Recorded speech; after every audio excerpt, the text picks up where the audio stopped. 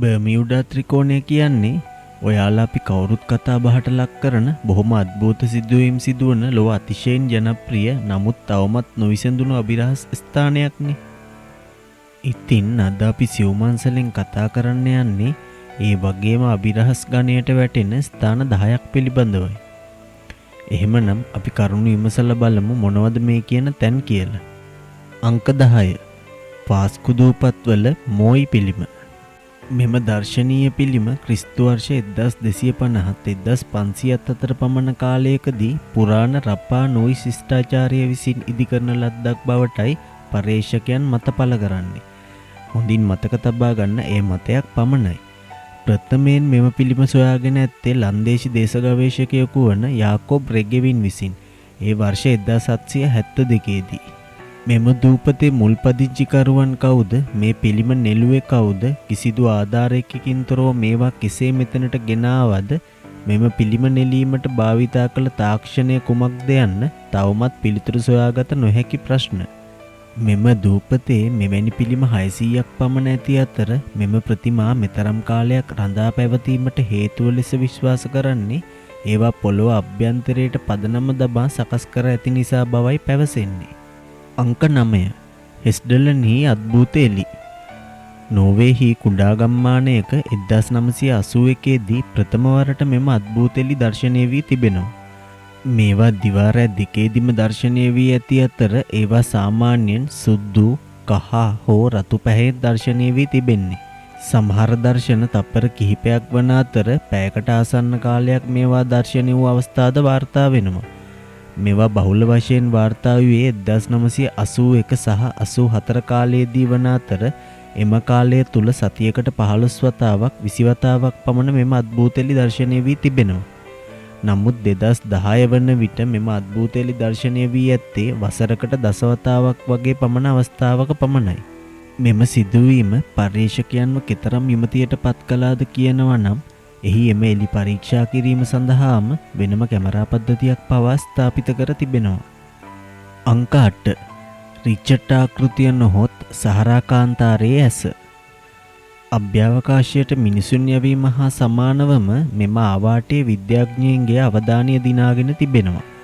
මෙය කිලෝමීටර් 40ක් පමණ විශ්කම්භයකින් යුක්ත වන අතර මෙම ප්‍රදේශය සම්පූර්ණයෙන්ම නිරීක්ෂණය කළ හැක්කේ අභ්‍යවකාශයේ සිට පමණයි.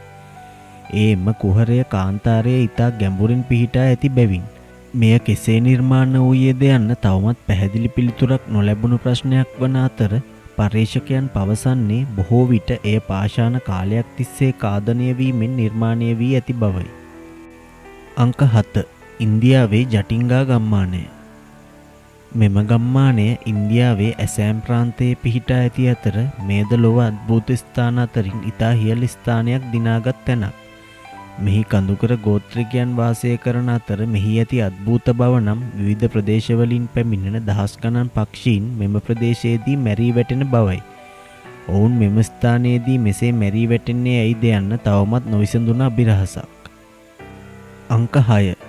යොනාගුනි ස්මාරකය. යොනාගුනි යනු පැසිෆික් සාගරය හා නැගෙනහිර චීන මුහුද අතර තායිවානයට කිලෝමීටර් 108ක් දුරින් පිහිටි රුයිකු දූපත් සමූහයේ අවසන් දූපතයි. මෙම දූපතේ වෙරළ අභ්‍යන්තරයෙන් මෙම ස්මාරක ප්‍රථමයෙන් සොයාගනු ලැබුවේ ජපන් ජාතික කිමුදුන්කරුවෙක් විසින්. මෙය අතීතයේ රාජධානියක්ව පැවතුන අතර පසුකාලීනව මුහුදට යට වී ඇති බවද විශ්වාසයක් පවතී. නමුත් මේවා කවුරුන් විසින් කෙසේ තැනුවේද යන්න තවමත් නොවිසඳුන අභිරහසක්. අංක 5. ලොක්නෙස් විලේ යෝධ සත්වයා. ලොක්නෙස් විල පිහිටා තිබෙන්නේ ස්කොට්ලන්තයේ ඉවර්නස් පළාතට නැගෙනහිර දෙසින්. මෙහි විශාලත්වය කිලෝමීටර් 37ක බිම් පෙදෙසක් තුල විහිදී තිබෙනවා. මේ විලේ ජීවත් වන බව කියන නෙසී නැමැති යෝධ සත්වයා තවමත් කිසිවෙකු නොදුටු විසඳා ගැනීමට නොහැකි වුණු අභිරහසක්. මේ පිළිබඳ අසත්‍ය ලෙස පළ වුණ කතා බොහොමයක් තිබුණත් අද වනතුරු කිසිවෙකුටත් නෙසිව දැක ගන්නට ලැබිලා නම් නැහැ. අංක 4. මිචිගන් ත්‍රිකෝණය. මිචිගන් ත්‍රිකෝණයත් බර්මියුඩා ත්‍රිකෝණය වගේම නැව් හා ගුවන් යාන අතුරුදන් කරවන අද්භූත ස්ථානයක්. මිචිගන් විල්ල භාණ්ඩ ප්‍රවාහන නෞකා නිතරම ගමන් කරන ප්‍රදේශයක්. 1921 දී තමයි මෙහි ගමනාගමනය අනතුරුදායක බව මුලින්ම හෙළි වුණේ. ඒ රෝසා බෙල් කියන රුවල් නැව එහි ගිලී අතුරුදන් වීමත් සමගයි.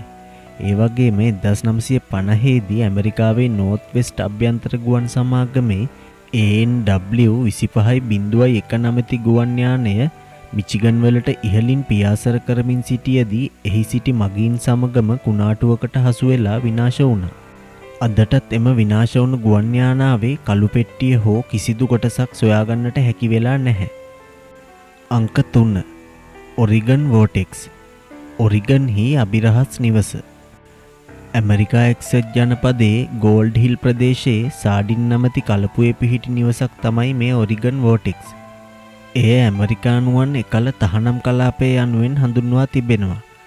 එයට හේතුව නම් එකල ඔවුන් හීලෑ කරගත් පෝනින් බල්ලන් වැනි සතුන් මෙම ප්‍රදේශයට ඇතුල් වීමට දැක්වූ බියයි. මෙම ප්‍රදේශයේ දෘශ්‍ය සංසිද්ධිවල අద్భుත ස්වභාවයක් පෙන්눔 කරනවා. එනම් එක් ස්ථානයකදී උසට පෙනෙන යම් පුද්ගලයෙකු තවත් ස්ථානයකදී උසින් අඩුව පෙනීමයි. තවද මෙම ස්ථානයේදී එක් පසකට යමක් ගමන් කරවීමේදී පහසුවෙන් එය කළ හැකි අතර එයම නැවත අනෙක් පසට ගමන් කරවීමට පෙරට වඩා විශාල ප්‍රයත්නයක් දැරීමට සිදුවීමද මෙහි ඇති අභිරහස් බවක්. එමෙන්ම මෙහිදී මිනිසුන්ට කෙලින් සිටගෙන සිටීමට දෙයම් අපහසුතාවයක් දැනෙන අතර වසර 90ක් පුරා මෙයට හේතුව අදවනතුරු සොයාගත නොහැකි අභිරහසක් බවට පත්වී තිබෙනවා. අංක 2 රෝරයිමා කන්ද. මෙම කන්ද පිහිටලා තිබෙන්නේ බ්‍රසීලය, වෙනිසියුලාව හා ගයනා කියන රටවල් තුනටම අයිති භූමියකයි. මෙහි තිබෙන පුදුම සහගත කරුණ තමයි මෙම කන්දෙහි කිසිම තැනක මුදුනක් දකින්න නොලැබීම. එහි තේරුම තමයි කඳු මුදුන සමතලා භූමියක් ලෙසයි මෙහිදී පිහිටා තිබෙන්නේ. මේ පිළිබඳ පර්යේෂණ කරන භූවිද්‍යාඥයින් පවසන්නේ කාලයක පටන් කාදනය වීම නිසා මෙම කන්දට මුදුනක් අහිමි වී ඇති බව වුණත් මෙම අද්භූත පිහිටීම කොහොම සිදු වුණාද කියන්න තවම කිසිවකුටත් හැකි වෙලා නැහැ. අංක 1 පේරුහි නස්කා චිත්‍ර. අහසින් බැලූ විට පමණක් පෙනෙන තවමත් ලොවට නොවිසඳුණු අභිරහස් වලින් එකක් තමයි මේ පේරුවල නස්කා චිත්‍ර. මේවා පිහිටලා තියෙන්නේ පේරුවල ඇන්ඩීස් කඳුකරය අසල කාන්තාර නිම්නයේ. මේවා නිර්මාණය කළා කියන්නේ නස්කා නම් අතීතයේ විසූ ගෝත්‍රිකයන් පිරිසක් බවයි විශ්වාස කරන්නේ. මේවා පොළොවේදී නම් පේන්නේ නිකම්ම කපපු අගල් වගේ. හැබැයි අහසින් බලද්දි හරි අපූර්ව චිත්‍රමවන මේ නස්කා රේඛා ඔවුන් නිර්මාණය කරලා තියෙන්නේ අහසින් යන්න හිතලවත් නැති කාලෙකයි.